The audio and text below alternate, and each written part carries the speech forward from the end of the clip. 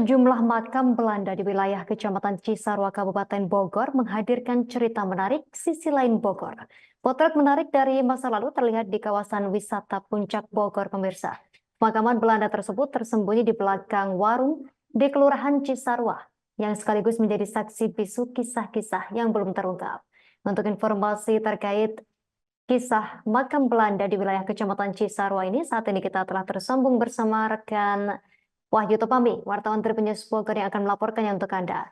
Silakan laporan Anda, rekan Wahyu Topami. Ya baik, terima kasih Justina. Selamat sore buat Tribuners.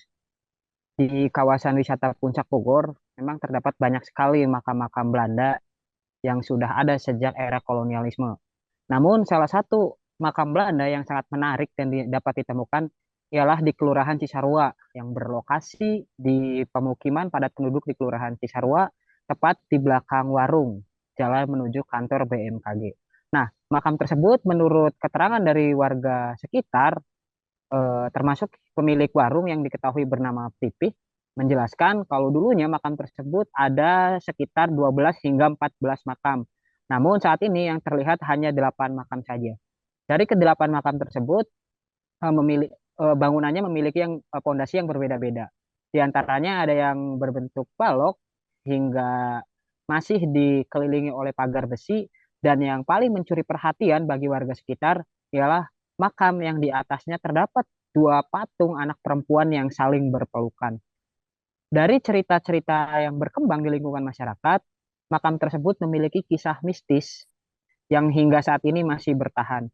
Salah satu kisah mistis yang dapat diceritakan oleh Pipih ialah ketika ada orang zaman dahulu atau noni Belanda yang menaiki kuda berwarna hitam, tetapi yang dapat melihat penampakan tersebut hanyalah warga sekitar saja, salah satunya Pipih.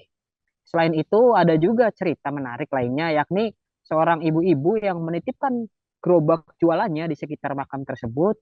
Namun pada saat ibu-ibu mencuci gerobak tersebut di sekitaran makam, ibu tersebut malah sakit hingga 2 minggu lamanya.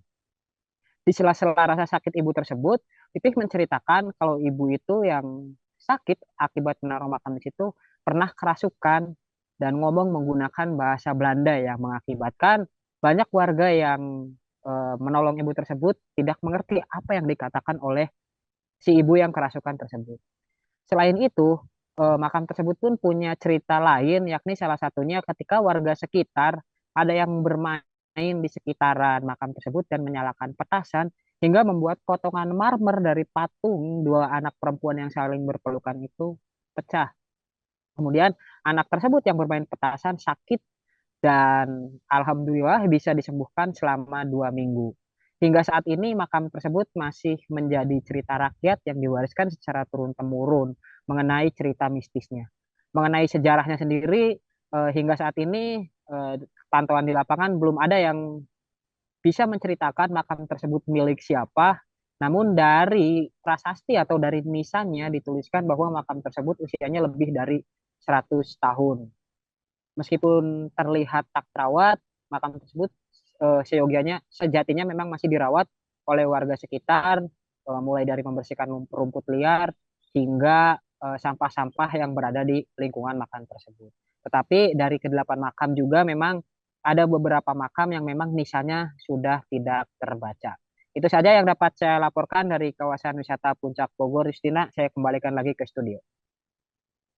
Terima kasih rekan Wahyu Topami, wartawan Tribun News Bogor. Selamat bertugas kembali. Download Tribun X sekarang, menghadirkan lokal menjadi Indonesia.